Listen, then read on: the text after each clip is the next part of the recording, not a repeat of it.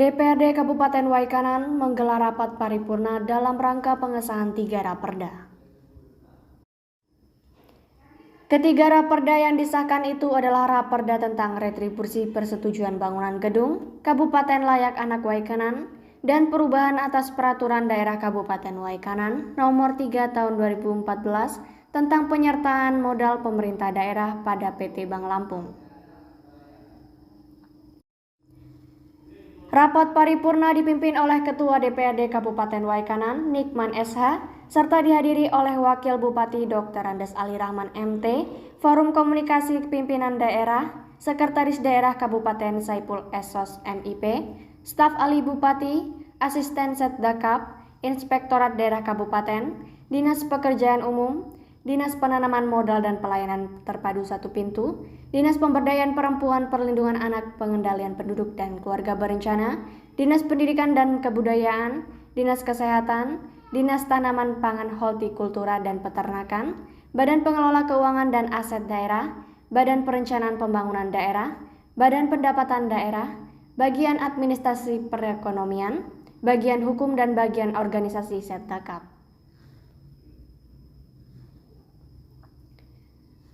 Pengesahan 3 raperda ini sangat penting artinya untuk memenuhi kebutuhan akan produk hukum.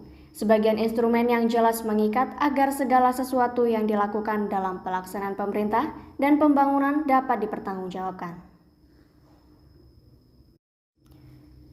Persetujuan untuk disahkannya ketiga raperda ini sebagai salah satu upaya komitmen bersama antara pemerintah dan DPRD Kabupaten Waikanan. Merujuk pada Undang-Undang Nomor 11 Tahun 2020 tentang Cipta Kerja yang mengubah Undang-Undang Nomor 28 Tahun 2002 tentang bangunan gedung dan mengubah peraturan lainnya.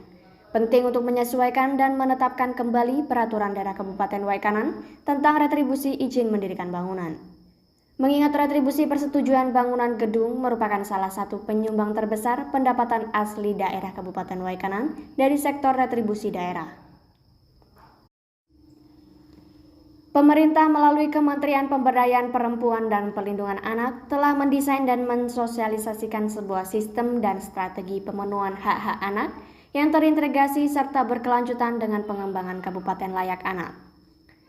Hal ini merupakan bentuk upaya pemerintah Kabupaten Waikanan untuk mewujudkan pemenuhan hak anak dan perlindungan anak dalam rangka memenuhi amanat Undang-Undang Nomor 35 Tahun 2014 tentang perubahan atas Undang-Undang Nomor 23 Tahun 2002 tentang perlindungan anak.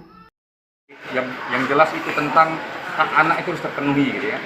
Dari mulai pendidikan, sarana prasarananya, ya, kemudian anaknya harus kita lindungi dari kriminalisasi dan sebagainya. Jadi banyak yang dinilai dari sebuah kebutuhan anak-anak. Tapi kita nggak akan bisa mencapai peringkat lebih tinggi lagi apabila tidak diatur dalam perda.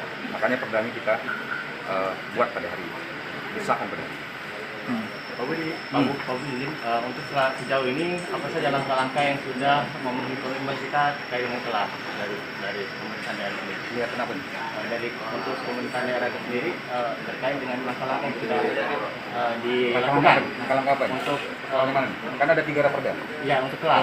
Oh, Kabupaten Layak Anak.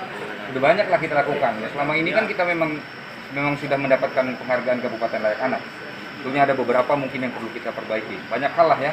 8 klaster. Iya, 8 klaster. Iya, ada 8 klaster, 36 subklasternya yang harus kita Dari selesaikan. semua PD dari kabupaten sampai kampung. Iya. Apa lagi? Yes. Terkait KLA itu Pak Bupati. Iya.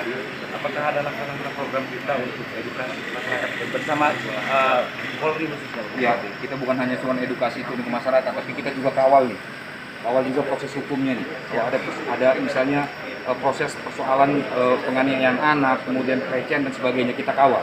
Karena kita ini kebiasaan ada orang yang melakukan hal-hal yang asusila dan sebagainya, kita cukup benar-benar damai saja. Apalagi itu kalau itu pamannya, apalagi kalau itu bapaknya. Nah, ini kita dorong koordinasi kita dengan Polri agar ini betul-betul dijalankan proses hukum. Karena harus ada sanksi yang tegas, hukuman yang tegas gitu ya, agar tidak terulang kembali. Dan selain itu kita juga bersosialisasi lah melalui pemerintah daerah, pemerintah kampung, pemerintah kecamatan, bersinergi dengan beberapa organisasi kewanitaan, kemudian dengan dengan Polri kita juga berkoordinasi untuk upaya sebagai pencegahan terhadap kekerasan terhadap anak. Dari Blambangan Numpu Waikanan, Onal Irfan, Lampung JTV melaporkan.